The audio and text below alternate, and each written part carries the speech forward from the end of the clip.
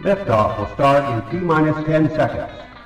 10, 9, 8, 7, 6, 5, 4, 3, 2, 1. We have ignition. It's time! Seconds from Game 7 or from championship number 6. Jordan, open, Chicago with the lead! Behind the screen, Harper got a piece of it, it comes off. The Chicago Bulls have won their 6th NBA championship. Tying run at second, 2 out, Palmero over the head of Jenks. Uribe charges, throws, out! And the White Sox have won the World Series. To the far side around the 8-yard line to Hester. Under it, into the middle of the 15 to the 20, breaks free of the 25 to the 30, to the outside, 40, midfield, 40, 30 to the post, 20, 15, Hester 5. For the 3rd time in 6 seasons, it's one goal achieved. The Chicago Blackhawks win the Stanley Cup. A little bouncer slowly toward Bryant. He will glove it through to Rizzo. It's in time. And the Chicago Cubs win the World Series.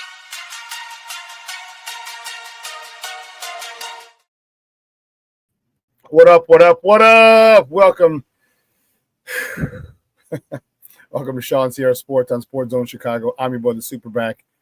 Shawn Sierra, thanks for tuning in. If you're watching us on Facebook Live, then I guess you found us on Facebook. And if you're not following us on Facebook, what? Come on, guys. Go to Facebook, type in Sports Zone Chicago, click the like button, and now you're following Facebook. Now you're following Sports Zone Chicago. Simple. But wait, there's more. Go to our YouTube page. If you're watching us on our YouTube page, excellent.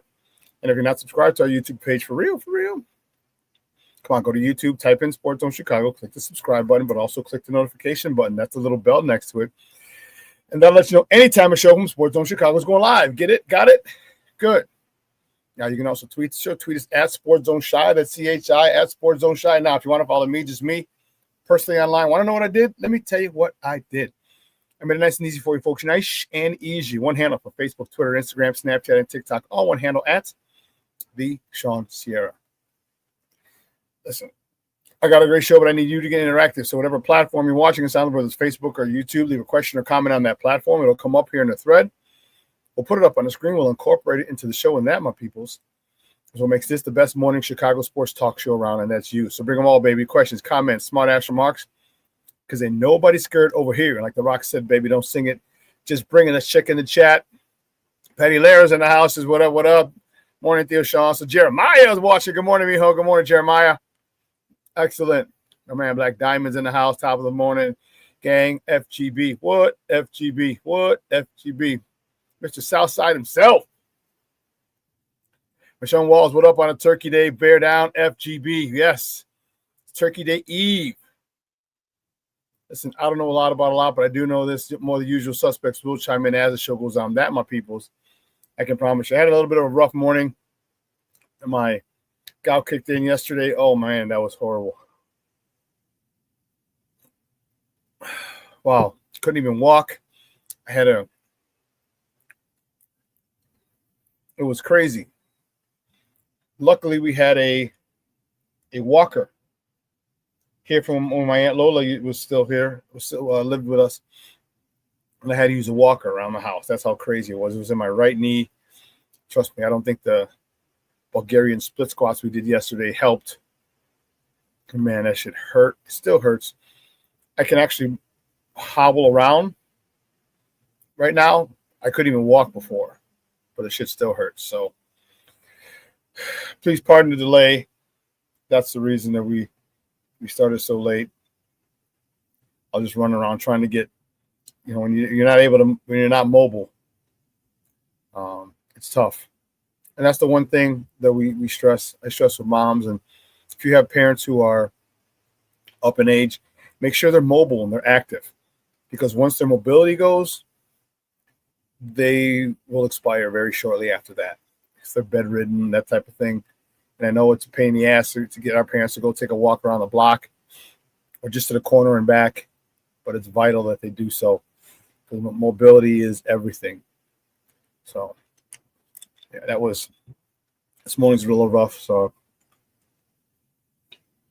I'm drinking my gout tea. So it'll help me. Hopefully it'll help me through the show. Cornelius Squalls checking in. What up, Shawn and Sports Zonos. Happy Turkey Day Eve. Yes, it is, Cornelius. Yes, it is. Listen, we got a great show at 10 o'clock, my man. Glynn Morgan is going to join us. We're talking all things Bears. Here's the one thing, and this bugs me. This bugs me to no freaking end. When you get these professionals on the radio and just continue to ask stupid questions. Continue to ask stupid questions. And the one question I heard yesterday, I'm not going to name names because then people come at me, and if I see them in person, I'm going to slap the shit out of them all. But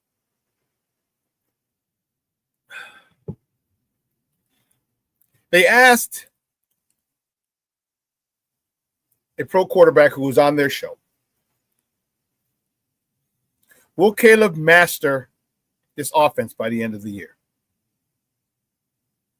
This is what they asked him. And it's annoying because you know the answer to the question. You know the answer to the question. You know Caleb's not going to master this offense by the end of the year. It's going to take well into his third year before he masters it. Excuse me. It's going to take well into his third year until he masters it. It doesn't mean he can't become efficient in it. Doesn't mean he can't understand it right now. But Lord have mercy, stop asking stupid questions. Okay?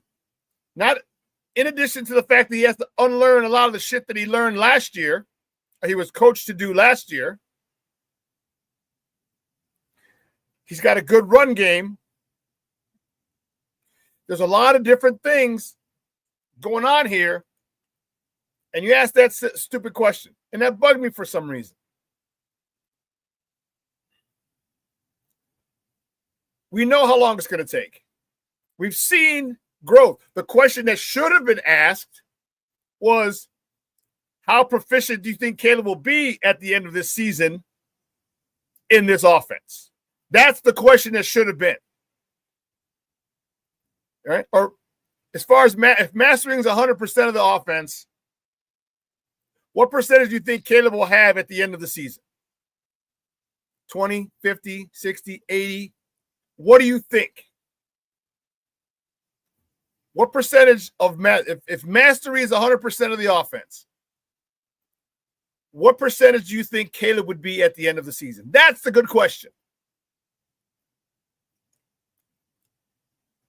But to say, do you think Caleb will master the offense by the end of the season? No, idiot. We know this. He knows this. Ben's told us this.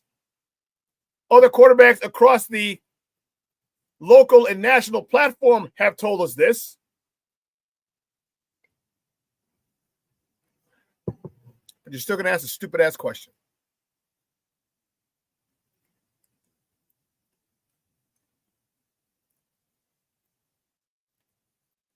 Bothersome. That's all. It's just bothersome. When you ask, get to the root of the question. Get to the root. What do you want to know? How well is Caleb going to be? So is he going to master it? We know this. Don't ask these things. You couldn't come up with another question. You didn't do your homework. You didn't prep for the show. You didn't have a couple of other questions to ask the guest depending on how his answer would be. It was just really annoying, really bothersome. Really bothersome.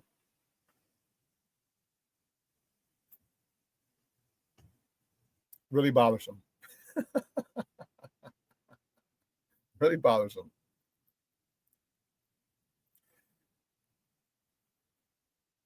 And this is the type of nonsense that are a lot of our media people, and I'm included in that, but I often don't ask nonsense. Actually, I tend not to ask nonsense. But this is what we have to deal with. And big time credit to Caleb for not snapping off, not showing frustration when people ask. Like, you hear the questions and you understand, like, these, and I understand. Most people in that room have never covered a good Bears team. Okay? You got a good quarterback. You got a great coach. We're always missing something. We had good quarterbacks, and we didn't have a good coach. And we had the offense, we didn't have the defense. And the defense didn't have the offense. So it's different. But they're just so giddy and so – I don't want to say – let me not say that. I'm not going to say that word. But they're so giddy about it. And it's like, man, relax. Ask the questions that people want to hear. Ask the questions that you know that the common folk, us, that the common fan would want to know.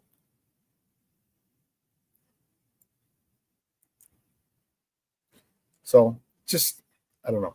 I was just annoyed with it. My man Armando Wemeterio, Lara Jr. is in the house. Junior, what's up, Papa? How are you? Thank you for tuning in, bro. I appreciate you. Appreciate it.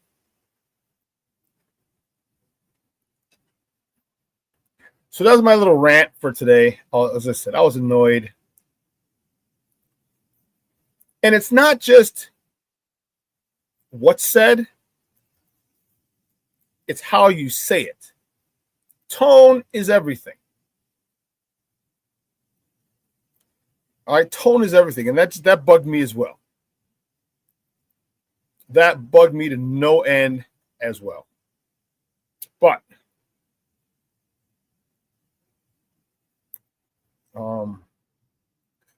yeah, I will refrain from snapping off on stupid people. It's just, again, it's just annoying. Just, and then people tend to lump all media with those idiots who ask those stupid questions.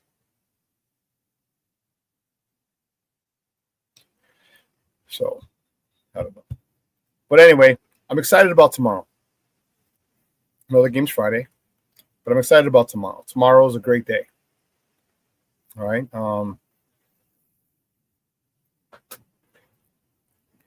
Depending on how you look at it, life is perspective.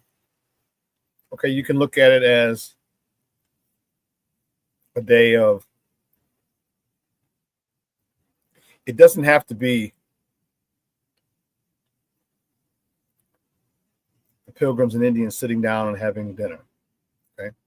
Because it really wasn't like that. It was Pilgrims came, they raped and pillaged and brought sickness, wiped out tribes, raped women, destroyed tribes, okay? You don't have to look at it like that. You can if you want. Just be aware of that's exactly what this whole thing was when they got here. But if you look at it as a point, as a chance to do what I tell you to do all the time, let your loved ones know you love them, because tomorrow is promised to no one. All right. I hope you guys have a phenomenal Thanksgiving. Hope you get to spend it with family, friends, people you haven't seen in a while, people you see all the time. Because that really sucks when you see people all the time and all of a sudden they're gone. Like, dude, I was just with him yesterday or 2 days ago. Those are the ones that really, really hit hard. And I hope you guys I hope you eat to a damn freaking food coma and just laugh and have a good time. Because we're going to be in front of that TV watching sports, watching football all day long, which is great. 3 games tomorrow. Excellent. All right. And I really want you guys to have, Have a fun time. You know, the thing you want as we get older, we want to create more memories, more good times. And if you're younger watching this,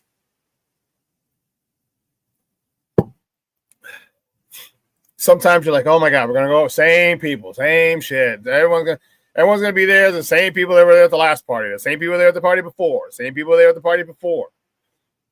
And you know, the crazy part about it is I was that kid. I'm like, oh man, we're gonna go over there. I'm at the Alola's house, and everyone's the same people going to be there. We're going over to such and such's house, and the same people are going to be there. And then you remember those are the reasons for the holidays. Those are the people that love you and support you, and vice versa.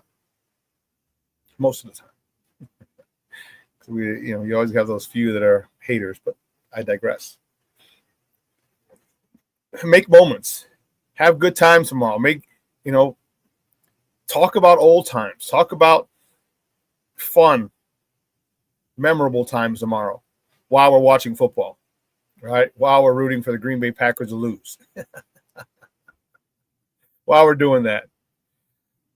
Excuse me. Let's do that, and let's enjoy the day. And that's another one. Another day chalked up full of memories. And before you know it, it's Christmas. Before you know it, it's New Year's. You blink your eye after Christmas. Bing, bing, bing. It's New Year's. It's a week away. So I really wish you the best of times tomorrow. Okay? And for other people who celebrate, or whenever you celebrate, I know Junior celebrated on Sunday. Some of these kids have to work and they couldn't all make it. But whatever time that you get together, most likely tomorrow, but for Junior Sunday, this past Sunday, I just wish you a time of happiness, peace. Because we all have a lot of shit going on in this world. We all have our personal demons. Hell, I told you mine. Woke up and couldn't move last night. I couldn't walk. Remember Carlitos? I can't walk. I can't home.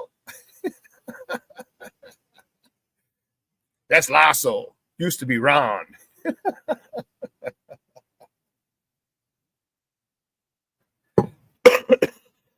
Excuse me. But I want you guys to enjoy tomorrow. All right? Forget about any ills, any aches and pains, any problems you have tomorrow. All right? Forget about them the whole day. So when you wake up, you just be gracious or grateful. That's the word. You're grateful. One, because you woke up. But two, because you're probably going to spend it with some family members that you really like. You're probably going to spend it with people you might not have seen in a while. And you're going to be acting a fool, like back in the day, especially if you haven't seen these guys in a long time. So enjoy it. Enjoy it. Tomorrow's a day for us to give thanks. And believe you me, as I always tell you, life's about perspective. You can complain about the problems you have because we all have problems.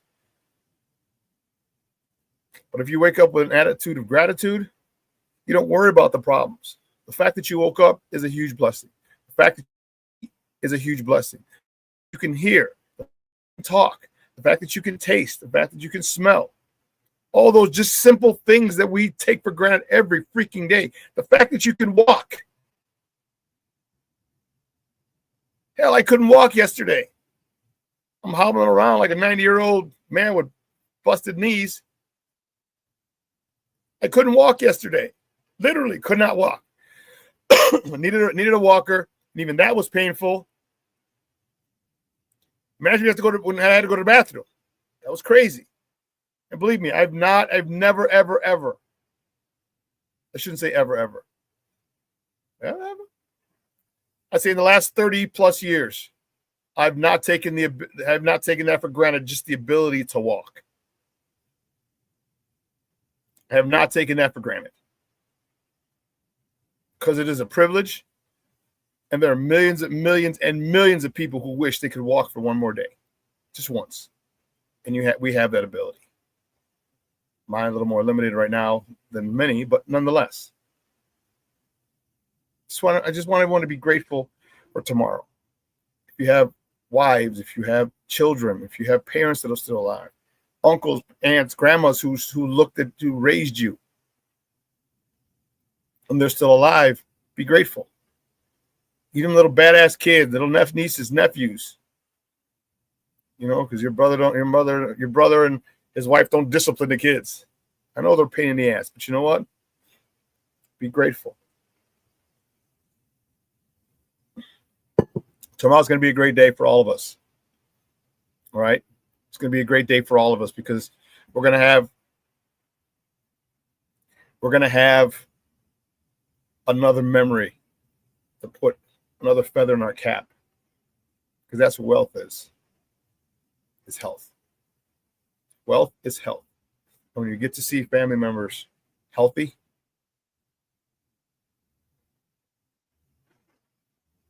you're one of the richest people on the face of the earth. Just remember that. Remember that. All right, listen, we're going to take a quick break. I got to get the warden off the CrossFit. She's probably like, what the hell? This is later than my normal time. Well, that's all right. All right. On the other side of the break, we will get to top of the morning topics. I promise you. All right, so don't go anywhere, folks. Keep it locked right here. ShawnSierraSports on Sports Zone Chicago.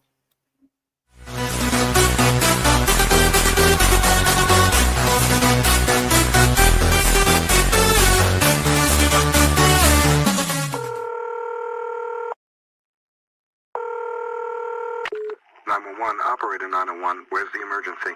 127 Brynmere. Okay, what's going on there? I'd like to order a pizza for delivery.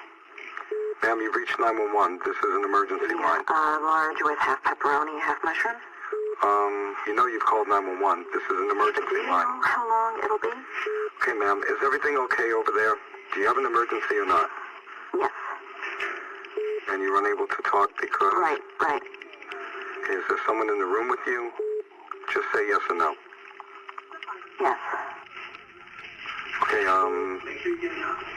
it looks like I have an officer about a mile from your location. Are there any weapons in your house? No. Can you stay on the phone with me? No. See you soon. Thank you.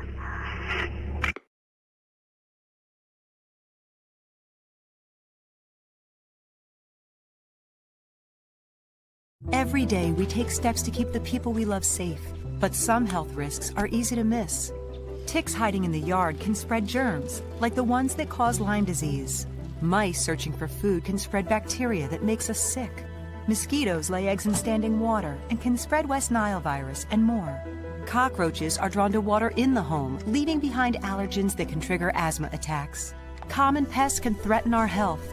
Learn how to protect your family at pestworld.org. When I'm flying, I put my helmet on, my visor down, my mask up. You don't know who I am. Whether I'm African American, Asian American, Hispanic, white, male or female. You just know I'm an American airman kicking your butt.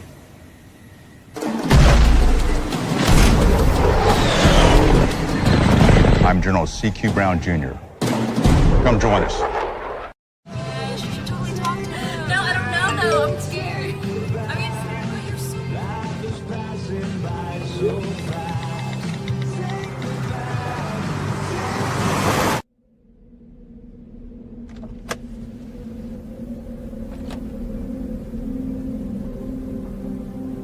Do you know that you're in my lane?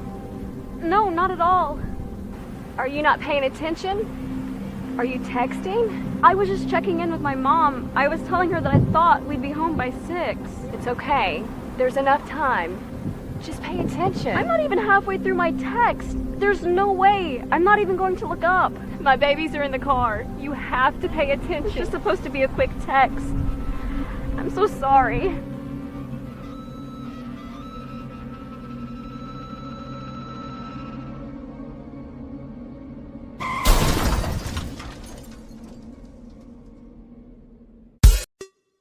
Hey, it's your boy, the SuperBack, Shawn Sierra, and be sure to follow Sports Zone Chicago on all social media platforms, on Facebook, Instagram, and our Roku channel. You can find us at Sports Zone Chicago, and on Twitter, we are at Sports Zone Shy. Also, be sure to download our mobile app so you can take Sports Zone Chicago with you on the go. Time out. How are you feeling right now? Happy? Excited? angry, overwhelmed? One of the best things you can do for your mind health is to name what you're feeling. It can sharpen your awareness and help you talk about your feelings with someone you trust. Here are 3 questions to ask yourself. Where are your thoughts right now? In the past, the present, the future? Do you notice any sensations in your body? Is your heart beating fast?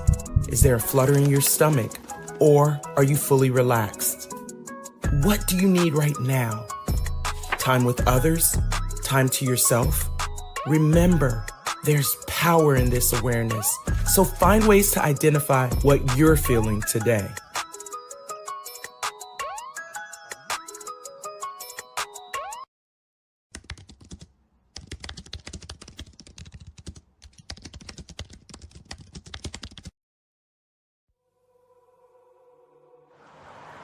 At a time when the news seems as subjective as the partisan politics dividing this country, independent professional journalism has become a resource people need to get the honest and accurate information for their lives. That's why I created gervondextersr.com. As a born and raised Chicagoan, I know this city better than anyone. So my investigative stories are all original, and they'll go deeper to expose the truth by using information obtained from public information databases and in-depth interviews with the movers and shakers. My future stories will introduce you to people and businesses who are changing the world, not just Chicago. My missing person stories will spotlight those who you don't hear about in the mainstream media, who are often overlooked. If you want to hear my personal views on things around the world, check out my blog site, which is based off of factual information on my life experiences. There's also past episodes of my weekly sports podcast show, What's Up Cuz, that I host with my real-life cousin, Lance Irvin. So if you're looking for all this information and more, check out jcoydenreports.com and follow me on Twitter at jcoyden. Every day, we take steps to keep the people we love safe, but some health risks are easy to miss. Ticks hiding in the yard can spread germs, like the ones that cause Lyme disease. Mice searching for food can spread bacteria that makes us sick. Mosquitoes lay eggs in standing water and can spread West Nile virus and more. Cockroaches are drawn to water in the home, leaving behind allergens that can trigger asthma attacks. Common pests can threaten our health. Learn how to protect your family at pestworld.org.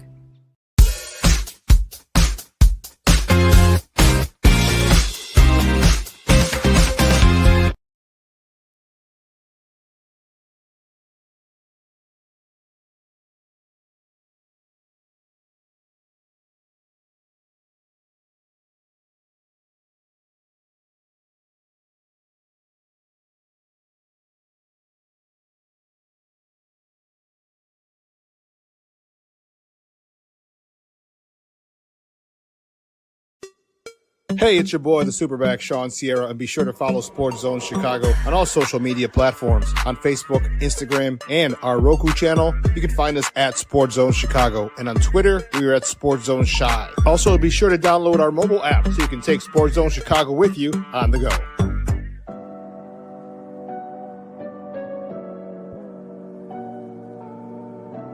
How do you take care of your mind health? For my mental health, I meditate in the mornings. I have my dogs.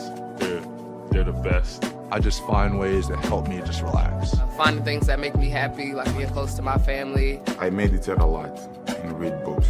I have hobbies outside of the game. I'm able to switch off. I'm able to turn my brain off from the game of basketball. Your mind health matters. Your mind health matters.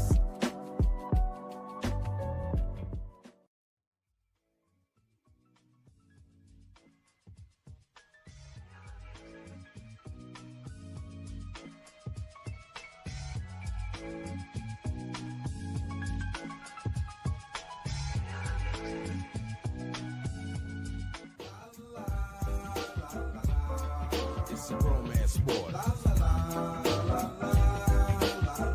What? It's a romance sport like that. Your Marine Corps' way of life is to defend the American way of life.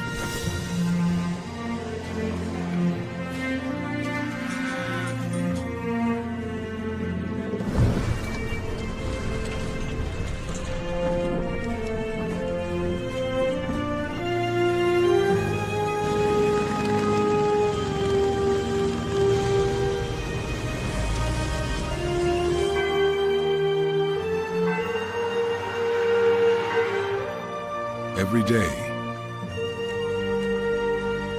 No matter where we serve, we take a stand for our nation, for each other, for us all. The few, the proud, the Marines.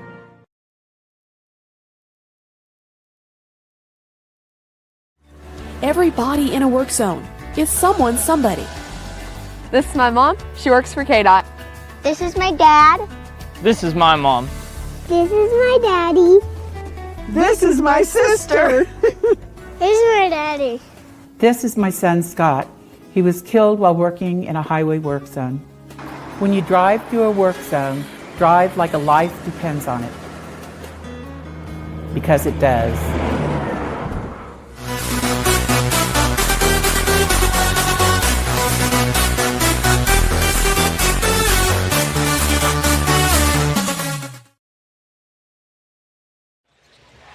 Here's Buzelis. Giddy trying to break down the rookie fears. Into traffic, he scores.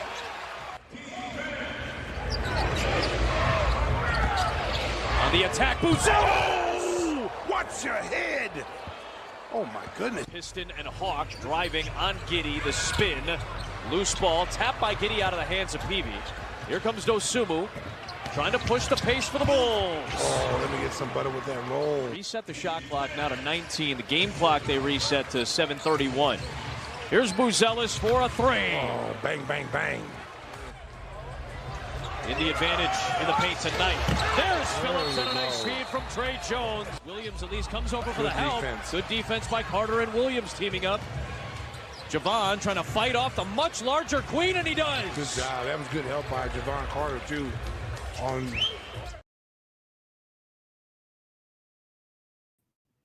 Welcome back to ShawnSierraSports on Sports Zone Chicago. Those comes courtesy of Chicago Sports Network. Those were the Bullies on Monday after an embarrassing loss. Embarrassing loss to the New Orleans Pelicans. It was god freaking awful. They had lost 9 in a row. They were averaging like 100 and was it 108? 103. So they're averaging that, and they came up with a $143. Are you kidding me? That's the problem with this Bulls team, is that there's no one there to put a stop to that. Nobody. There's nobody there. There's no KG veteran. No, the stars are young. There's no one there to say enough is enough is enough. All right, and that is a huge problem. Huge. Okay, they play good, a decent style of basketball, and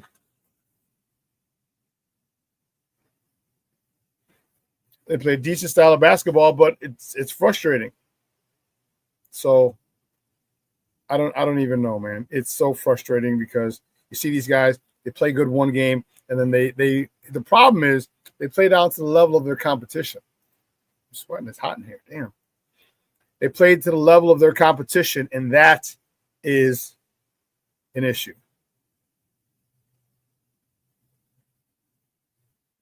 And I don't know what Billy can do.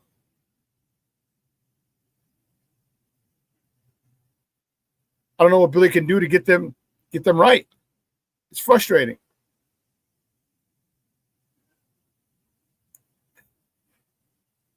Like Diamond says, you know who I blame. You just don't like Billy. But here's my thought.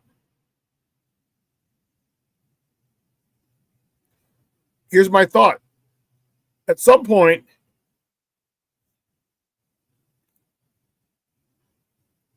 the players got to take accountability for themselves.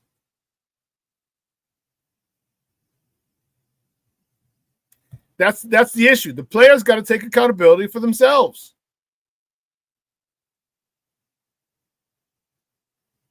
All right, you can't You're getting paid millions and millions of dollars. Okay? Stop with the nonsense that you always need coaches to get you fired up and mentally ready for the game. That's on you. There comes a point in time, it falls on you. I know you can't stand them. I know. But again, we understand this. You know this. But here's where the lack of veteran leadership comes in. There's nobody on that team that's to get up in front of get up in front of the team and say, stop this nonsense. They have talented players, but they don't have any dogs. Matas is growing into one, but they don't have any dogs. And to me, that's a problem. That's a big problem. Because when you don't have that, you don't have a leader. Let's just look at the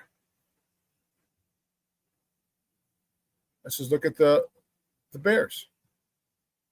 We didn't have a leader for so long. We haven't had a leader for so long, and now that we have a leader, now you understand how devoid, how bad it was for us before. You know, now you understand. Now we're like, damn. All right, it's so good going into a contest knowing you're not going to be outcoached, most likely. That's something that's completely foreign to us as Chicago Bears fans. Anyway, I digress. Let me.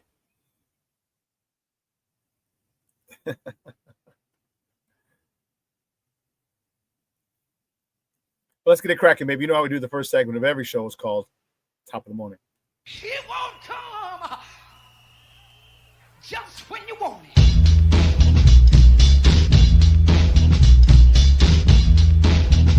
Top of the morning to you.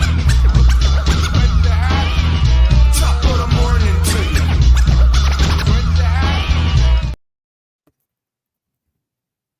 Let's see, the first top of the morning topic. Which way do we go?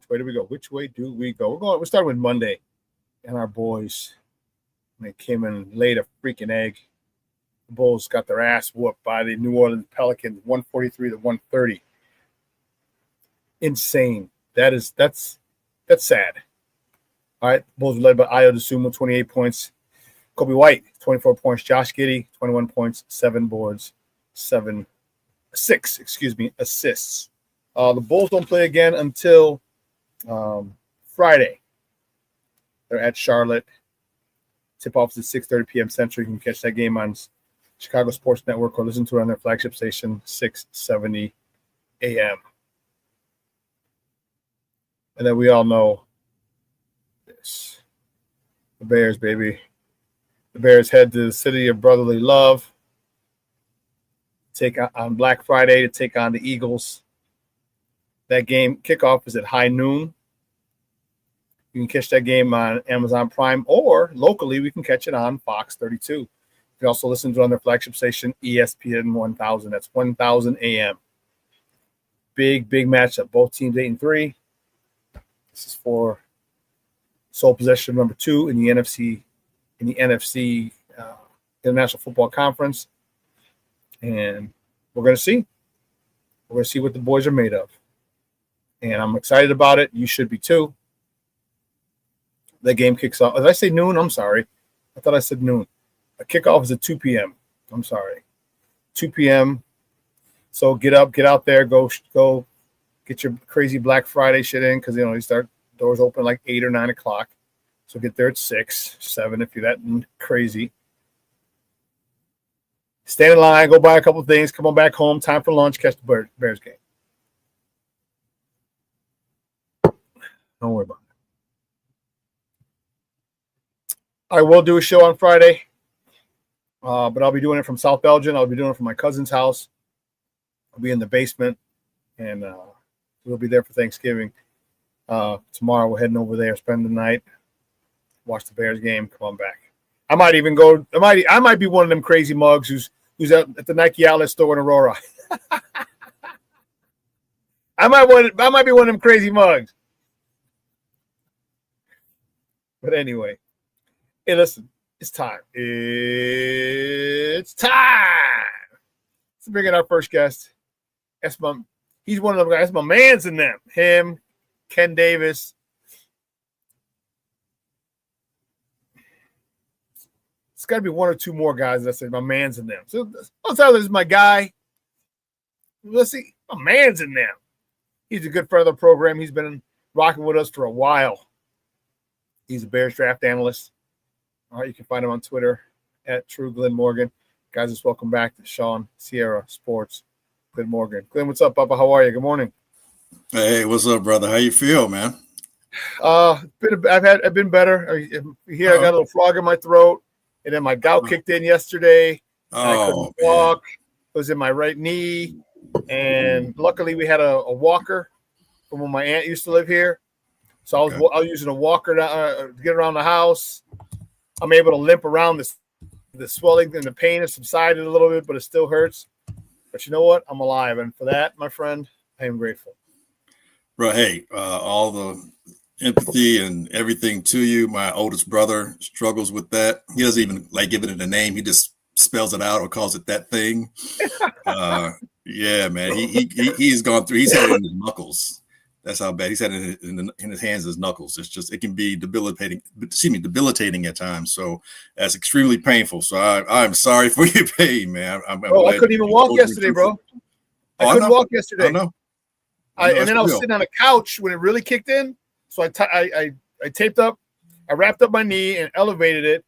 And dude, for some reason, that was the worst thing I ever could have done. Cause like all the fluids settled in my knee. It's like it was solid around my knee. I'm like, that's not, my muscles ain't that strong, not my leg muscles. They ain't that developed. And I tried to get up to go to the bathroom. I couldn't stand. Yeah, man. I felt like crawling to the damn military to get to the bathroom. That was my next step. And then I saw the walker over to the side. I'm like, oh shit, let me see that. Yeah. Reached over, grabbed it. Took me a minute. So man, this is something I would wish on my worst enemy. That's for damn sure. Yeah, that's a different kind of pain, man. It doesn't stop. People don't realize, man. It's so acute, and it's right in that area in the joints and everything, and it's extremely painful, man. So again, I'm grateful, as I'm sure the rest of everyone watching is, that you're soldiering through for us. So let's get at it, man. Let's get it crack-a-lacking. Bears with a big win over the Pittsburgh Steelers on the lakefront on Sunday, and people are. I don't know why our fan base is like this, but people are still saying, well, I still don't believe in the Bears because they beat the Pittsburgh Steelers, but without Aaron Rodgers, and they weren't at full strength. We keep getting teams not at full strength. Give me your thoughts on the Bears. Are you happy with where they're at 8-3? Are you okay with the fact that they've had a couple of games where they weren't playing against teams that were completely healthy? Are you cool with that? The Bears are pretenders. They're not who we thought they were. They're garbage. They've been playing garbage teams, barely beating them. That's it. That's all you got, you know? Enjoy the rest of the season. Enjoy the rest of the season, bitches. No, I believe the Bears are growing before our eyes. I don't think I'm saying anything the rest of Chicago Bearland, Bear Kingdom, Bear Nation wouldn't agree with. I think the national pundits are beginning to get on board. I think those that know and understand how developing a team, the process, how to process everything, how that takes time. But the Bears seem to be doing those necessary adaptations in terms of learning how to adopt a philosophy, adapt to it, and actuate it out in the field. But they're doing it at an exponential rate because of the wins. And the wins, all they're doing is consolidating the message that the head coach and the coaching staff has been preaching and tutoring and teaching the players so that the buy-in and the believe-in are happening at the same time.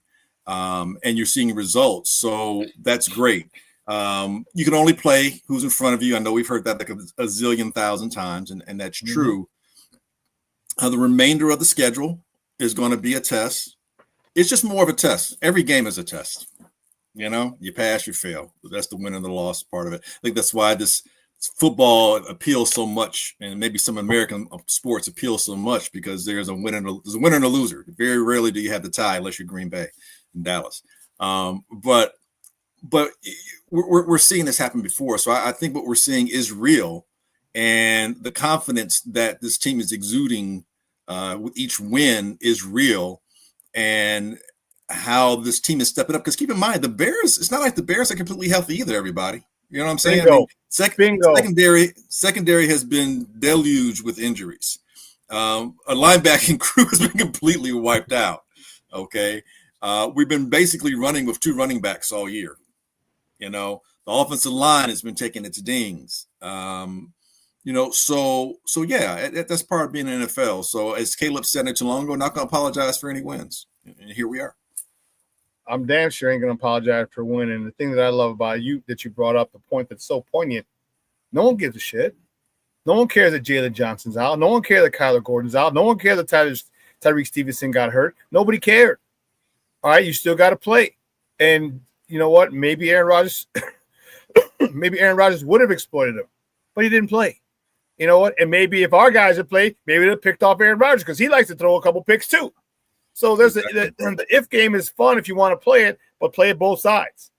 And nobody cared. This is an all-pro corner. It's not some rinky-dink, jamoke you got off the street. This is an all-pro corner that we're missing Jalen Johnson, who's played, 1 game, maybe 2 games all season? And we still lead the league in turnovers, in interceptions and turnovers without a pass rush? What do you think this guy, what do you think this would do? What do you think this defense and this secondary would do if he was there? Because no one throws to his side. They don't throw one to him. That's why he doesn't have any interceptions. No one throws to him. Like, hell no, that's a pick. So I love the fact that people conveniently forget that the Bears have had injuries too and that they've overcome. But the fact that they've overcome it, talk to me what that says about Ben Johnson and the assistant coaches and the culture that they're building, because that you can have 2 guys in the lead. 2 guys tied for the lead in the NFL in interceptions, and only one of them is a starter. Right. I think it speaks volumes to the coaching staff. I think it also speaks volumes to the players' ability to be open to the coaching. You both have to happen in order for it to work. I can deliver a message, but if you're not willing to receive it, the message is lost. So the communication has to be both ways, and we're seeing that. I'd also, Ben Johnson mentioned not too long ago on the press conferences that someone asked him about, Trapillo stepping in, and although he was primarily on the right side during preseason, he stepped in on the left side and did a credible job. Like, how does that happen? And it's like, well, if you're not a starter, your best, your best things that you need to be open to is basically being versatile. Like, you need to be versatile. If you want to stay on the team, you want to stay in the league, you're not a starter, you need to be versatile. And so that means, again, being open to that message. Sometimes as a player, no, I'm a left tackle, I'm a outside linebacker, I'm a strong safety. Okay, you pigeonhole yourself in, you may pigeonhole yourself out of a position in the NFL. And so being open to that, and being open to the coaching so that you can adapt. Going from right to left as an offensive lineman is not easy. No. How you step, your footwork is different. You have to be able to think, left brain, right brain, left brain, that kind of stuff. So that means that the coaching is being consistent. That means that the players have been doing what they need to do in order to be able to be effective on the field. And so, again, it speaks volumes to, as you and I have both said time and time again, coaching matters. It matters. And we're seeing that. And, yeah, you're barely winning, but guess what? You don't barely win all these barely winnable games if you don't do the little things when you need to. Yes, the Bears are still making mistakes when it comes to penalties. Penalties basically cost them 7 points. It was a kickoff. or punt, I think it was. And no, it's kickoff. And then there was a holding call on the kickoff, whatever, pulling back 10 yards. The very next play, another holding call. Darnell does a holding call. Now they're backed up, and very next play, it's like, second 2 plays later, Caleb is two. This is where I put on Ben Johnson a little bit. It was like you call 2 pass plays and you're inside, kind of in the 10-yard line, so to speak. The first play, because it's now 2nd and 20 or 1st and 20. And so Caleb tries to, throw it, doesn't go anywhere. Now 2nd and 20. And then, TJ Watt does what Hall of Famers do. And now all of a sudden, it's a different game. And it's just like, man, dude, you put yourselves in that bind. And it was a good kickoff. It was a good kickoff return. It was a good kickoff return because Duvernay got it to like the 30, 35-yard line or whatever. Yeah. Next thing you know, you're 20 yards backwards before you even really do anything. So those kind of things against a team that can capitalize on it. And Pittsburgh did at the time. But those kind of things can lead to losses. And all of this early in the game, and you're fortunate you had enough time to be able to correct that mistake. Sometimes that gets the ball rolling momentum-wise in the other team's favor. And then what was a close game all of a sudden can potentially become a rout. And so to the Bears' credit, they didn't allow that to happen. But it could have happened. And those are kind of things where penalties can cost you, So yeah, they have to clean that up, I think. Obviously, Caleb, again, there were a lot of passes, maybe 3 or 4 off the top of my head, where it's like, dude, like you threw behind, you gotta hit them. Overthrew, you gotta hit them, and like they're there, they're open, and there are a couple of plays where, again, this is where your teammates help you out, where they reach back and make the catch. It's like that was thrown behind them, but he caught it. So, but that's that's part of a team. That's the ebb and flow of a football game. You're going to have that in any game, throughout the season, whether it's a preseason game or whether even if it's in the Super Bowl.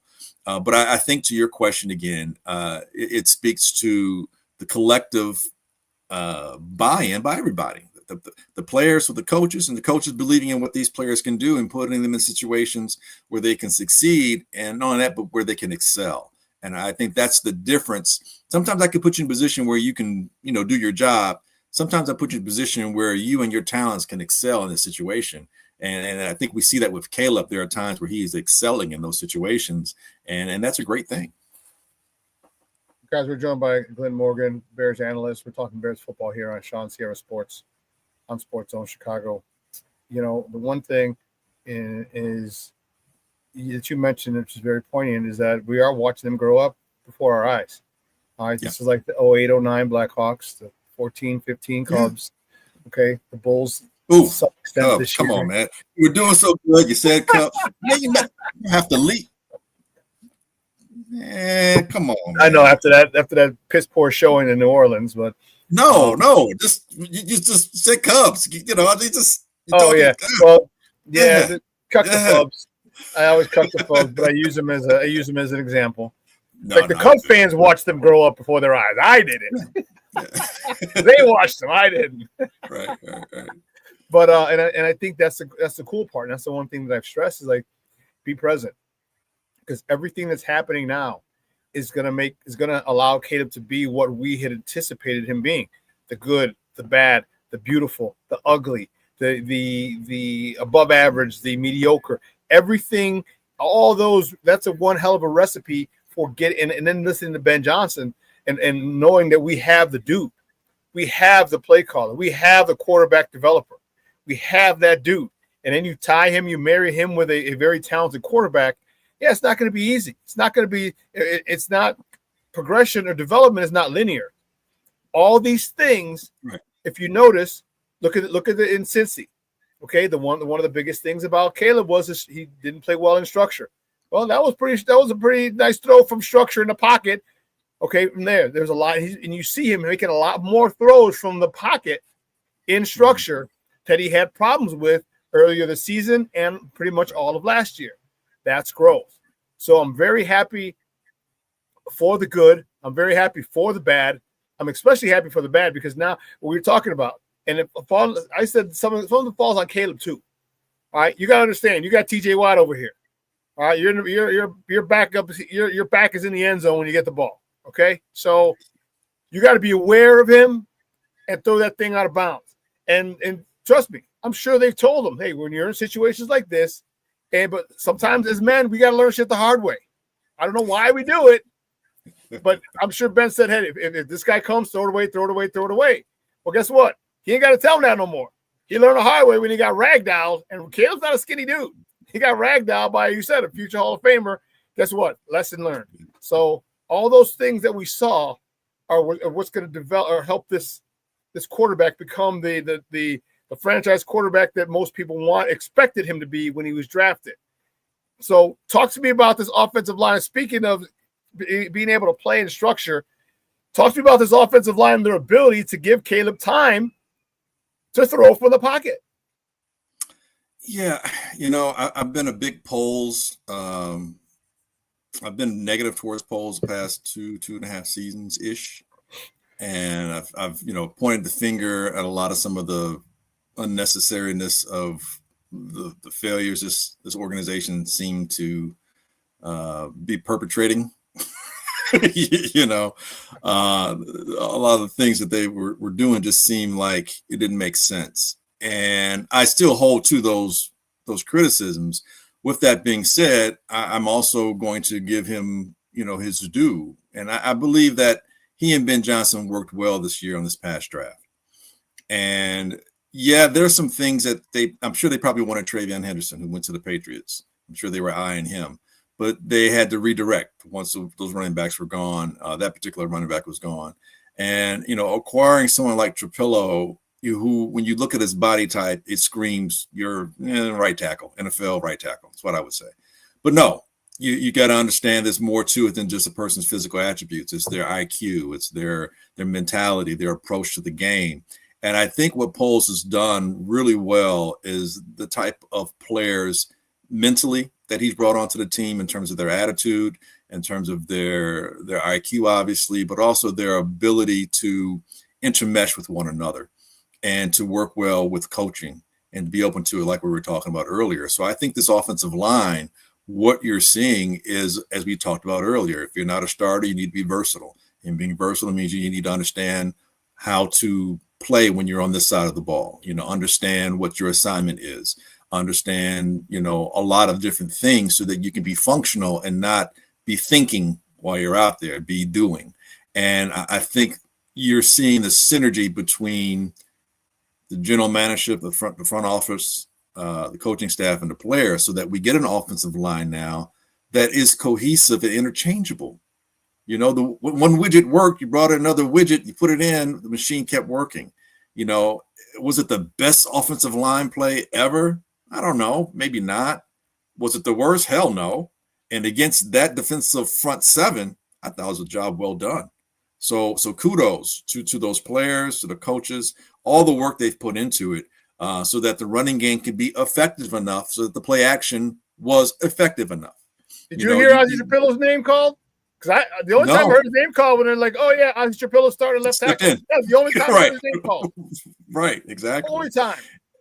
And you're not getting the play action to work well and have some of these wide open passing lanes. I mean, DJ Moore's second touchdown pass. I mean, I'm like, I can't remember. I actually don't. I got to think back. I don't know in my lifetime if I've seen wide receivers for the Bears, and that's including the tight ends, be as open in the course of a season as I've seen them open. And then this past game, I don't know what Pittsburgh's game plan was, but there were a lot of plays in the middle of the field that Caleb was not afraid to challenge.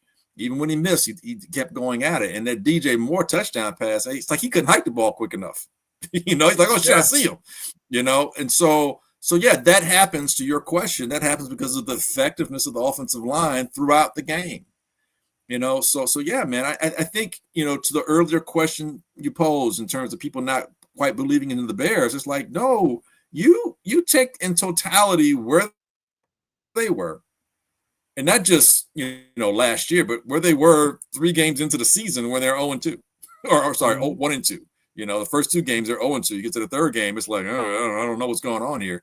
To where now they've won 8 out of the last 9 games, and they're looking strong. So yeah, we face Philadelphia in a couple of days. I mean, it's a situation where, as daunting as it may be on the road in a short week, I don't think that we can't win.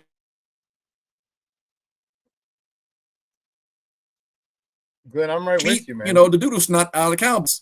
I understand it's where you catch a team. You know, I understand it's where you catch a team. But look, man, the Bears have the capability of beating any team in the NFL. They have the capability of winning any of these games on the remaining of their schedule. That being said, they also have the capability of losing in those games too. So they got to keep the nose to the grindstone and you know, alleviate the mistake, you know, especially the unforced errors. And really, man, it's like I go in every week thinking like, yeah, we got as good a chance as any to win. And I haven't felt that way in a very, very long time.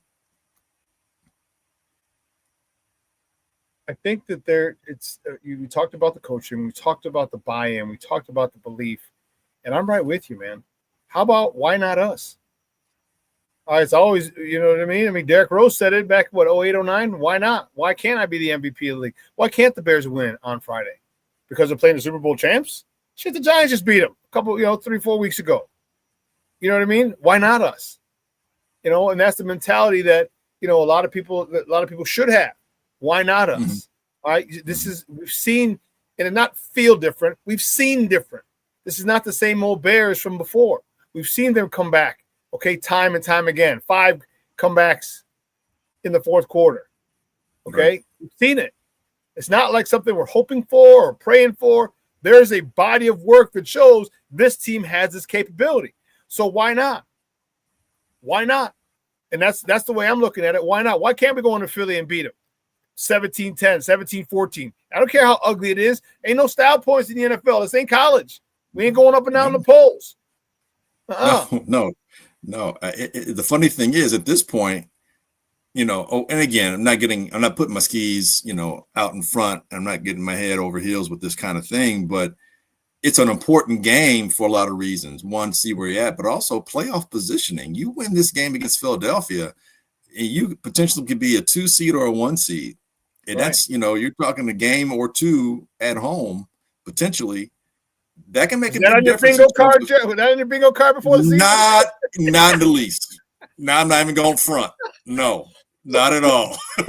I was 9-8, and I would have been good. I would have been like, 9-8 with progression. I'd have been like, okay. I was thinking maybe about 4 or 5 weeks ago. I'm like, I think we talked. I said, you know what? 11-6 is not out of the realm of possibility. Right now, I'm like, man, I'm gonna give you 12-5. 12-5 gets you, I think, second seed in the NFC. So depending upon your wins and your losses and who you win or lose to. So I mean, they still have a lot of work to do in the division. Bears are 1-2 in the division. They've got 2 games coming up with Green Bay in the next 4. Obviously ending with Detroit. So those are important games as well. San Francisco, again, conference, could be a situation where it could be, playoff home or playoff visit, if the Bears do make it in terms of that. So all of these games outside of Cleveland in terms of conference wise are important. So you're not overlooking any game. And Cleveland looks a little different potentially with Shedeur back there now. And who knows, maybe another game as he begins to get better. That defense is a difference maker right there. I mean, we saw poor Justin had 9 sacks against him, and then they did 10 sacks just recently, beating up Gino. So and you talk another Hall of Famer, and I think he's not the reigning defensive player of the year, but he's been a defensive player of the year in Myles Garrett, and he may be again this year. So man has 18 sacks in 11 games. So watch out for that guy too. That, bro? What the fuck? Come on. Video game numbers, dude. And someone made a great point. He's doing that, and they're not winning. So that means they're not like playing with the lead. So teams are probably running more, and he's still getting them, and he's getting double and triple team. That's insane. That is insane. He may break the record in 14 games or 15, which is I think the record is 22.5. TJ Watt and Strahan had that record. So yeah, I think Myles Garrett, 25 plus. I'm looking at that guy. So I hope he does it. Yeah, hope he does it before he plays Chicago. So he's less inspired, less motivated. Talk to me about this Philadelphia Eagle team. They just got the shit embarrassed out of them. Oh my goodness, they're up 21-0. on the Dallas Cowboys in Dallas, and you come out, you snatch defeat from the jaws of victory. Now they're coming home. I mean, you know the Philadelphia media is tough. The fans are tough. You know, the embarrassment. You're the defending Super Bowl champions. You give up a 21-point lead to your arch rivals. Not a team in the AFC, not a bust. Your arch rivals. Give them life. Talk to me about how you think these Eagles are going to come out this Sunday with all that the way it was. Losing a 21-point lead on the road, you're coming back home, and the number 2 overall seed is on the line. Well, I'll tell you what. they're definitely not looking past the Bears. They were. Fangio told you that. Yeah, they were embarrassed, without a doubt. I also know that A.J. Brown wasn't an asshole or an idiot. A.J. Brown called it about 3 weeks ago when he said, it ain't looking right. It's not looking right. This offense isn't looking right. This is not a play. We're not going to win. Sure enough, you 21-point lead, and you can't do diddly squat with one of the best running backs in the league and one of the better offensive skill set in terms of your receivers and tight end, and you have a running quarterback. Like, you can't manufacture first. You guys are the king of the tush push. You can't get first down. I mean, that was embarrassing. So the Bears are going to face a lot of Saquon, I believe. The linebackers are going to be challenged more than what Pittsburgh did. In Pittsburgh, they got some outside of Gainwell's big, fourth one fool you run for 60-plus yards. They were still gashing the Bears. Jalen Warren was doing a really good job running the ball. And the Bears were able to stop them when they needed to at times, but there were times they were getting chunks of yards. So imagine that Philadelphia with a quarterback who is as versatile and much of a dual threat as any quarterback in the league, in Jalen Hurts, with, again, something to prove in terms of, making restitution for that loss they had last week. And Saquon with the fumble, also, again, someone who has to atone for that. So those guys are going to be extra motivated. You're talking receivers who one-on-one can win matchups, either one of them. You're talking a tight end who can stress the seams in the second unit and the times and linebackers. It's going to be difficult. And I think the Bears are going to be potentially outmanned because they may have to use more safeties with the linebackers being nicked up. And the Bears may be in nickel more, which is going to make them more susceptible to an offensive line like Philadelphia and a running back like Saquon. It's going to be tough. It's going to be extremely difficult to stop that team. So they're going to have to make sure that they don't make any mistakes, them being the Bears. They're going to have to make sure that they can't miss any tackles. You can't have any missed tackles. You can't make any bonehead plays in terms of pass interference. Pass interference isn't necessarily bonehead, but you can't do something like slapping the head of the quarterback when you're trying to rush him, or late hits. Those kind of things they have to stay away from. So the offense, I'm concerned about the running game that Philadelphia is going to try to employ against the Bears. That's the biggest concern I have. Defensively, in terms of what the Bears will be facing, Fangio, really good defensive coordinator. He has a lot to work with. But I do believe you can leverage against their defensive backs. As talented as they are, they're still a little young at times. And I don't think they always get the help underneath by the linebackers like they probably could. So Caleb is going to have to he's going to have to be pinpoint. He's going to have to make those throws that are makeable.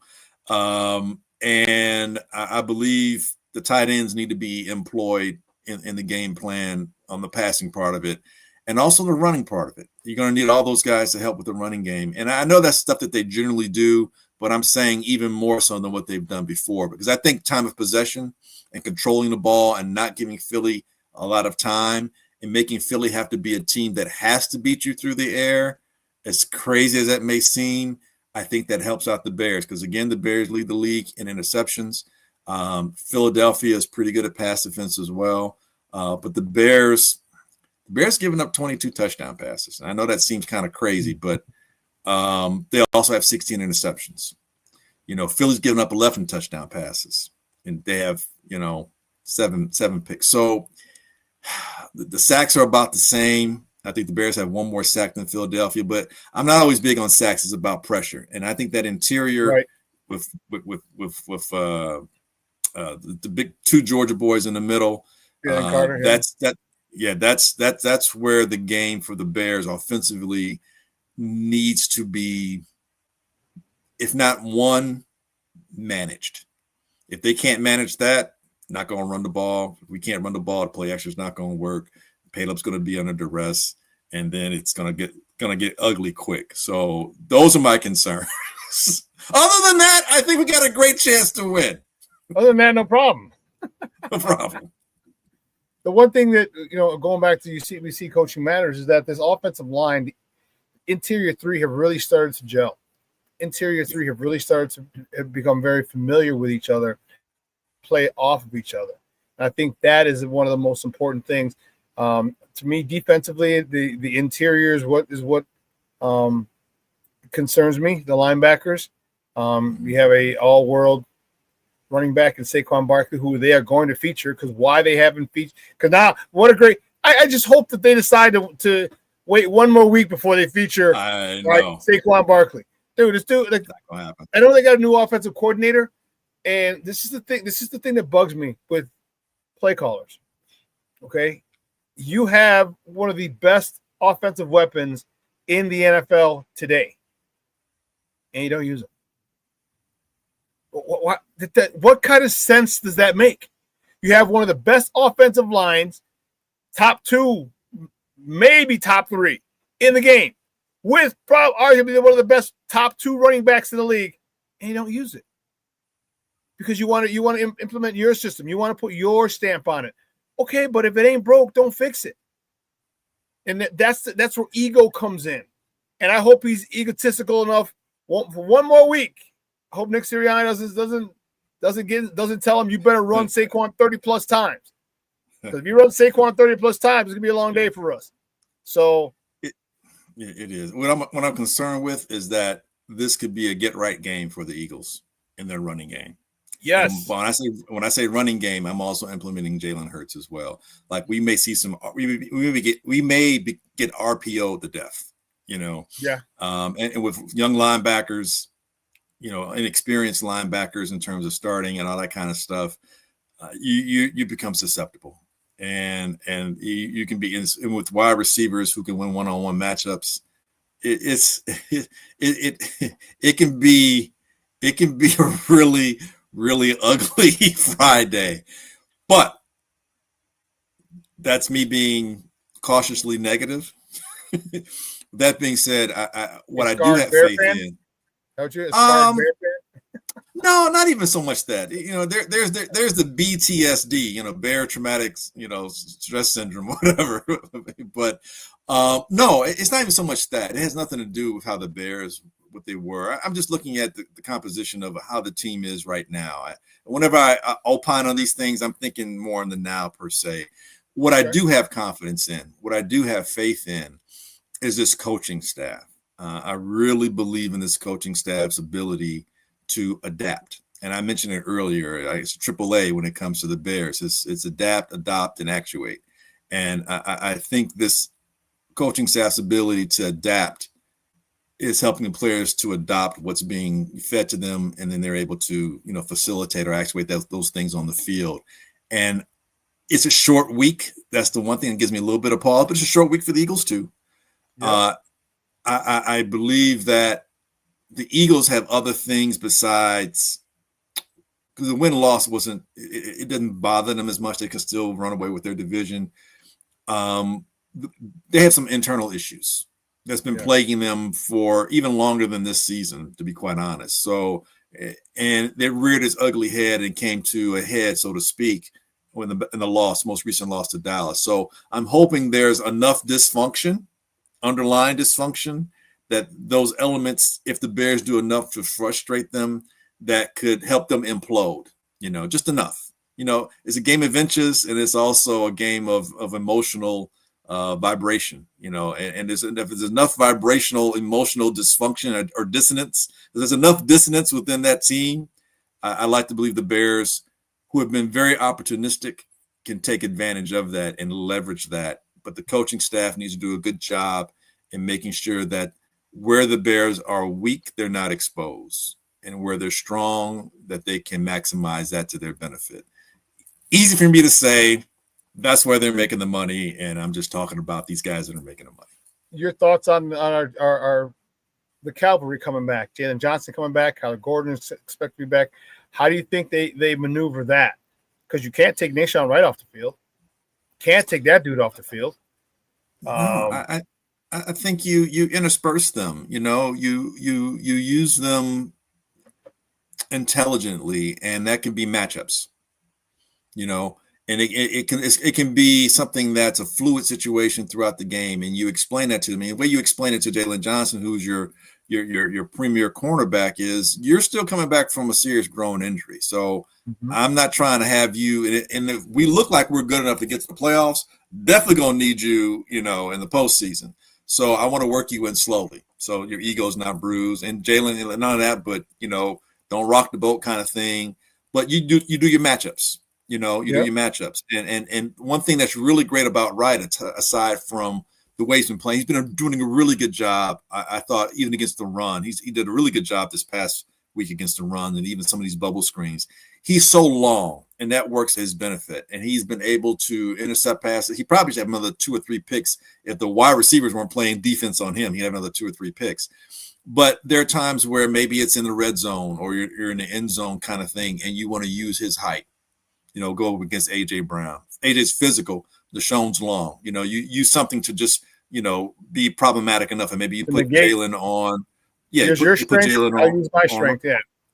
Yeah. Put Jalen on Smith. Something like that, to where, if you're one-on-one with those guys, those are your matchups, or some form of fashion where you're able to utilize their attributes to your benefit. And so, and for Gordon, hey, between him and Chauncey Gardner, maybe you do a double blitz, nickel blitz. I mean, I don't know. You can do so many different things with those guys, and you can send stuff. And you've got on your defensive line, we've talked about it even going back to last year or a year or so with Gervon Dexter. You've got a guy who's really long in the middle, and we saw Brisker bat the pass, and we also saw another batted pass. And it's not like Rudolph is a short quarterback. They got 2 batted passes in that game. And, you wonder why you do all these measurables. I'm a big draft guy. So I'm looking at, hey, he's got this wingspan and he's got this 40-inch vertical. Well, that's when stuff like this matters.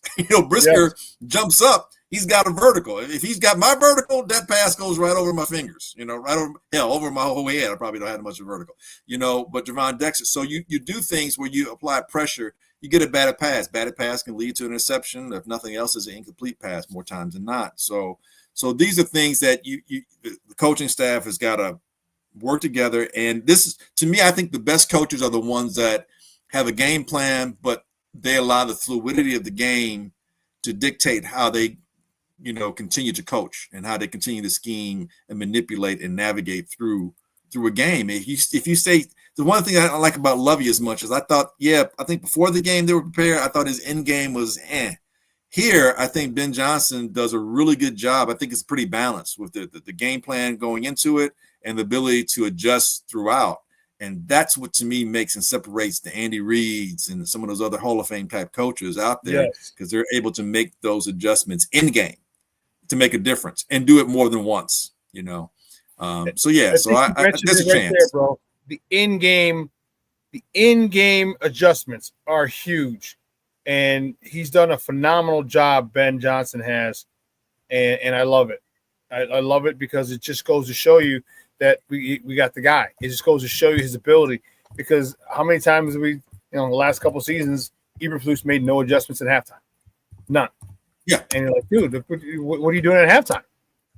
What are you doing in there? And this is what really has me excited. Nahshon Wright. All right. You better watch yourself there, buddy. Yeah, I don't like that little comment. We should have a bet, brother. Mr. St. Rita. come on, man. We need to have a little throwdown. Come on. I'm in. What do you want to bet? Sounds like an adult beverage and an adult meal. Okay. Dinner and a drink. Yeah. An adult beverage, and by beverage I mean bottle. I'm not just talking one. We're talking. We're bringing a bottle of whatever it is, and then an adult meal. I'm just saying. This is for the championship, baby. This is it. There was a guy in CrossFit who's one of your people, and he came in on Monday, and I was like, "Bro, what are you doing?" He's like, "What?" I'm like, "You didn't get the memo?" He's like, "What?" They didn't text you. He's like, "Who? What?" I'm like, "This is the St. Rita CrossFit gym. No, Brother Rice, people allowed. Get out of here." Really? You did that too? He started laughing. Yeah.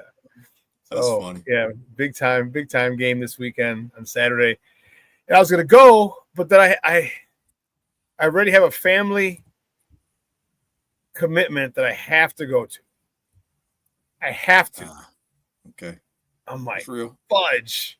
Because, man, I got a whole bunch of guys that were getting ready to driving downstate. A guy who lives in St. Louis just texted me. He's like, I'm driving up for the game. Let me know if you go.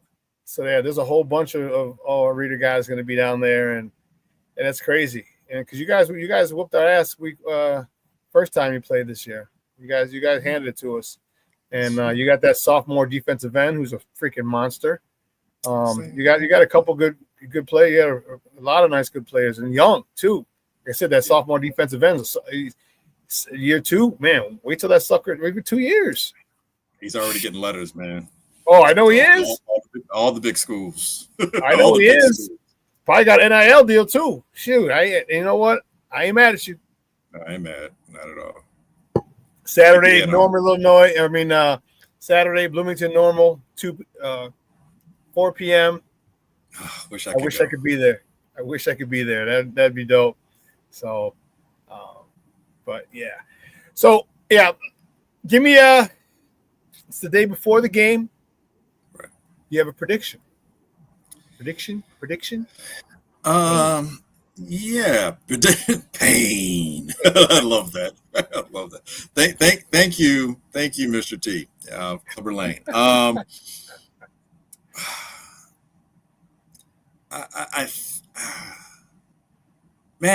don't want to be the negative Nancy here, and I don't think every loss is a bad loss.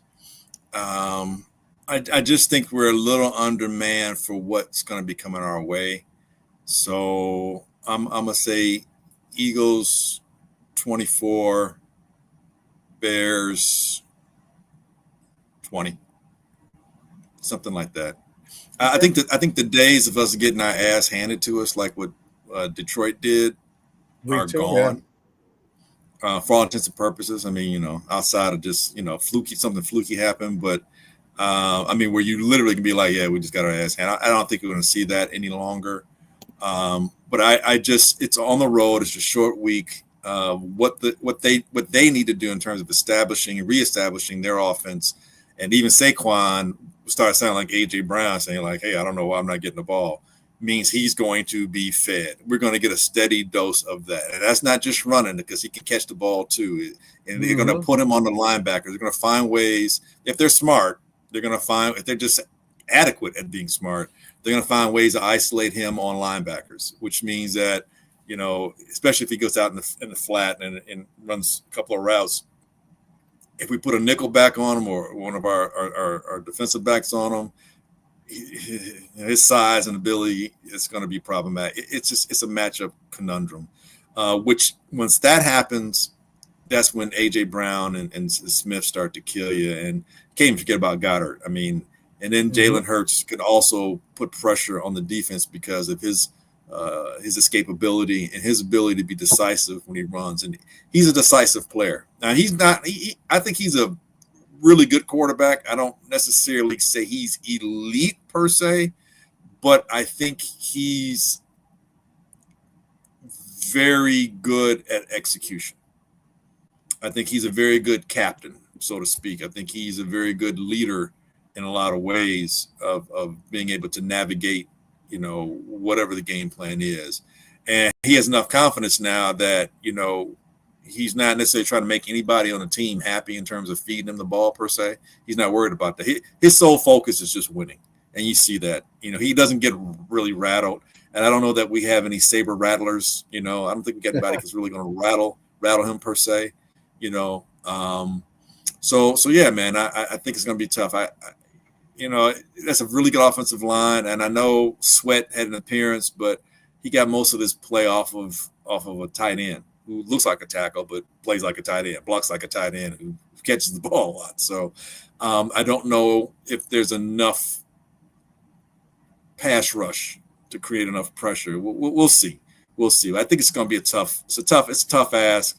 But if there's any chance for us to win, it would have to be special teams. I think if it's anything, and our special teams hasn't necessarily been great, but our special teams has won us some games, whether it was blocking field goals or making field goals. So I think that field position is going to be key in this game. I'll say this real quick: Johnson on a 4th and 1, he didn't go for it late in the game, and I was like, oh, you do have an ability to stop yourself. You can't control those urges. And I say that in alluding to this next game, in that Johnson's going to have, as a head coach, he's going to have to be mindful of that's another aspect of football, field position. And it's kind of a lost art. It was something as a kid, when we were growing up a lot, you always heard them say, play the field position game, play the field position game. You hardly hear them say that anymore at all. It seems like it's just like a misnomer, something that was done back in the Stone Age when they played football with bedrock, like the Flintstones. Yep. No, field position makes a difference. And Tomlin tried to play that a little bit of that game, and it, kind of sort of worked. I mean, look, if it wasn't for that penalty, Mason Rudolph had that big run, and they were more than a field goal position at that point. So, again, limit the penalties, field position, leverage your matchups winning where you can, and may the best team win. Yeah. So Cornelius was asking, is Lane Johnson still out? So I looked at while we were talking, I looked up the injury report. So Lane Johnson, as of yesterday's practice, his foot did not practice. Xavier Gibson, Lane Johnson, left tackle, did not practice. Right tackle, excuse me. Devontae Smith, shoulder, chest, did not practice yesterday as well. So if you can get Devontae Smith out of there, that's huge, because that means we got one guy to focus on, and I'm comfortable focusing and taking away one wide receiver as opposed to two, because Devontae Smith is a burner, and that could cause a whole bunch of problems. I'm laughing because I just thought about it. Okay, I said 24-20 Eagles. All right, so I hope I'm wrong, by all means. So let's say I am wrong. Bears win 28-20 or whatever, right? What the response is going to be? Well, the Eagles, they're in a rut. The guys are hurt. I know they're in first place, but it's not. Lane Johnson was out. Devontae Smith didn't play. Yeah. Right. It's gonna, and that's fine. That's okay. It was a little chilly out there. They were cold. It's cold. They were distracted by Black Friday. Too much shopping. And that's fine. If that's the case, and the Bears do win, and again, I do hope that the Bears do win, of course. Whatever narrative people want to keep saying, let's let it keep happening, because I'll tell you what, I feel differently about this Bears team than I did in 2018. I was more concerned down the stretch because I was seeing things where the Bears weren't making adjustments, especially on offense, weren't making adjustments. That Trubisky's best game was behind him in the Tampa Bay game. Offense was struggling. The field goal kicking was atrocious. He should have been let go after that Detroit debacle that the Bears somehow still won, because Detroit was Detroit back then. And really they were riding on the coattails of the defense. So when the Bears lost to Philadelphia at home, ironically, as the Bears approached the Philadelphia game with the double doink, as the Bears lost that game, I was not surprised as much, because I'm like, this team's not ready. They didn't make the adjustments. I think they were good enough to continue to win talent-wise. I don't think the coaching staff made the adjustments, because you didn't see any in the second half of the season, not just in the game, but in the season. Kept kind of trying to bang their head against the wall. Well, this is working earlier. Well, it's not working now. Make an adjustment. This coaching staff is different. you're seeing the adjustments week in and week out. You're seeing guys being introduced to the game, especially on offense. You're seeing Luther Burden more and more getting involved. You're seeing, Colson Loveland become a factor. You're seeing Komet be involved. So both tight ends are contributing. They're both being involved in these bubble screens. They're out there blocking. They're both involved with a lot of things, the running backs. All these things you're seeing. So it's very difficult to really pigeonhole how the Bears are doing what they're doing, because they're doing a lot of different things. And there's nothing here that I've seen so far that says that they can't continue to evolve, because we know Caleb is still learning the playbook in terms of when to do what. I think he's getting much better at it. I think he's recognizing things a lot quicker, a lot sooner. I think he's confident in what he sees. And I just feel like this is at the very beginning of where this team and this offense and this organization is going to be going. I do believe they'll be good going forward. So I do feel differently. If the Bears make the playoffs, let's say, 11-6, 12-5, make the playoffs, especially if they have a home game, I think the Bears can win a game in the playoffs if they do make it. I think the Rams are probably the toughest out in the NFC right now. Yeah, I think I agree with you. I remember we were asking, you were mentioning that DJ touchdown, he was wide open.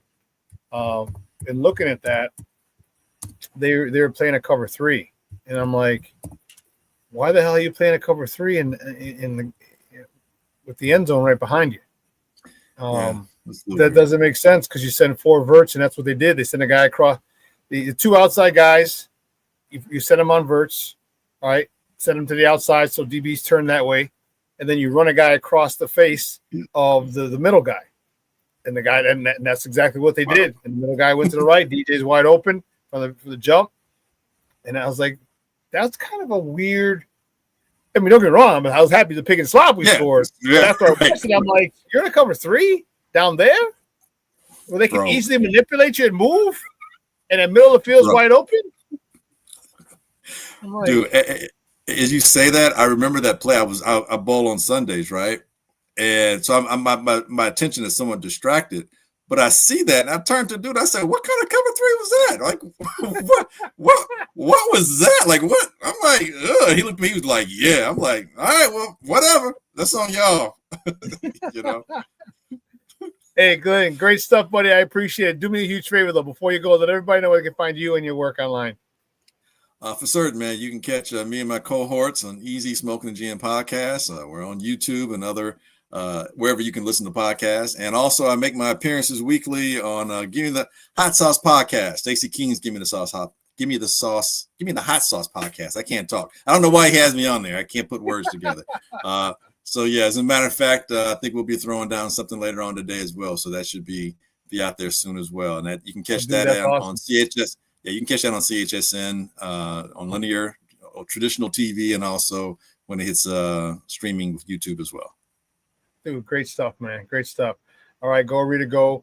Rice boys are nice boys. They play with Fisher Price toys. We are BR. What are you talking about? Come on, man. Hell, our Crusader team. I wonder how long it took you to come up with that one. We are BR. Though the forward sail, our maroon and orange will save the day, and we'll cheer for Brother Rice. Hey, here's a crazy one. We are BR. Fight. Fellows, one and all. Choose that one. Straight on to victory. Fight. Come on, man. Baby, come on. What, do you even know your fight song? Come on, man. I can't. Never cheer for old St. Rita with the colors red and blue. And we will cheer unto her honor, and we will fight until we're going to cheer for old St. Rita. Yeah. I think we went just on the fight song alone. So there you go.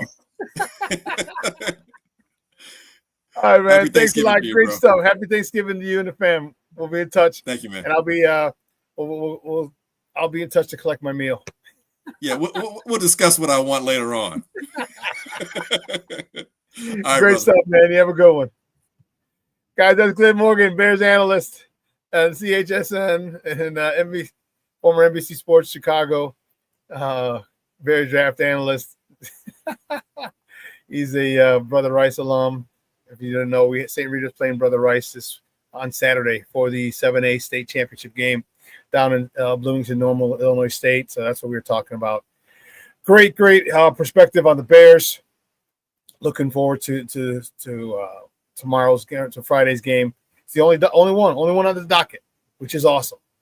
Okay, everybody, right in the middle of the day, the wives will be out shopping, spending your money. All right, you stay home and you watch some Bears football. Just say, hey, Ma, do me a favor. Make sure we have leftovers. Make sure we got enough snacks while you're out shopping, and we're good. But it's gonna be awesome, man. You guys, it's gonna be a great day. Listen, I told you tomorrow. Make sure you make it a great day. Okay, make sure you really delve into what it is tomorrow, and not about the whole history of it, but about what it means. Just give thanks. You know, we talked about it. You know, a lot of my people are older, and we got a lot more days behind us than we do in front of us. All right, so be leery, be grateful. All right, and just have fun enjoying the presence of your people. All right, family, friends, loved ones. Just enjoy it. All right, and because it seems like there's always someone, one person less than the year before. There's one less person who's going to be at these things that was there. That's not here this year. That was there last year. So have a phenomenal day, man. It's going to be awesome. It's going to be a great day to celebrate with family, friends, and then you wake up Friday if you want to go get your shopping. You got the Bears, 2:00. Great stuff. Listen, I'm going to end the show now because you hear my voice is a little crazy. Then I got to go pick up the warden. All right, so we had a little bit of a rough start this morning, but I appreciate the love and the support that all you guys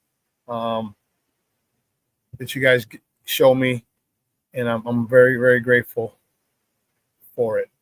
I want to wish all of you in here in the chat a very, very, very happy Thanksgiving for you and your loved ones, and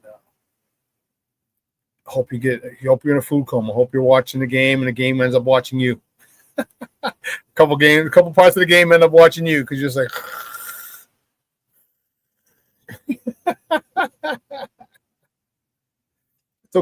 it's okay, it happens. All right, so you guys have a phenomenal day, a phenomenal Thanksgiving, and remember, let your loved ones know you love them, because tomorrow is promised to no one. Tomorrow's a great day. I got my cousin coming in, and I don't know if people think I'm a little softy and stuff like my family. But I always tell them I love them. Then my cousin's coming in from Austin, and she's here this weekend. And so I text her. I said, "Are you here yet? Or are you coming in?" She's like, "I'm coming in tomorrow," which is today. So this morning, the first thing I did when I woke up, because my knee was fucking hurting, and it woke me up. I texted her and said, "Hey, safe travels, Prima," cousin. For those you don't know, safe travels, Prima. Love you. See you soon. Just you gotta let your people know you care about them, all right? And everybody here at Sports Zone Chicago, we care about you, and I appreciate, as I said, the love and the support that you give me. I really do. I am so happy for it. And don't forget, all right, get your FGB shirts. We got the Packers coming up in a couple of weeks. Get your Bears Victory Monday t-shirts. All right, we're going to continue having Bears Victory Mondays, all right, the rest of the year. So you need to get your shirt. You need to get your Bears Victory Monday shirt. Wear it to school, wear it to work, wear it under your uniform. All right, and definitely let everybody know you got one. All right. Take a quick look at everything else we have. Go to sportzonechicago.com. All right, sportzonechicago.com, and you'll be able to get all of any of the Sports Zone Chicago swag. Peep this.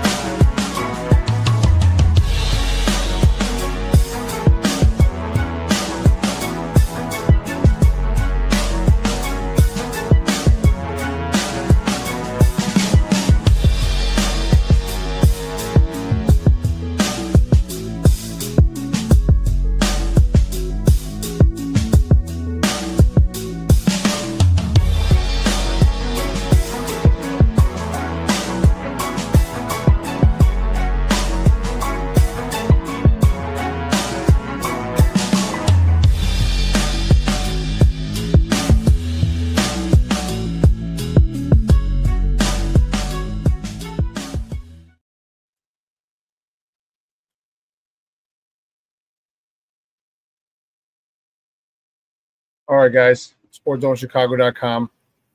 Make sure you go to your Sports Zone Chicago swag. All right, so for everyone here at Sports Zone Chicago, I'm your boy, the SuperBack, Shawn Sierra. Again, happy Thanksgiving to you and your loved ones. But your boy is out.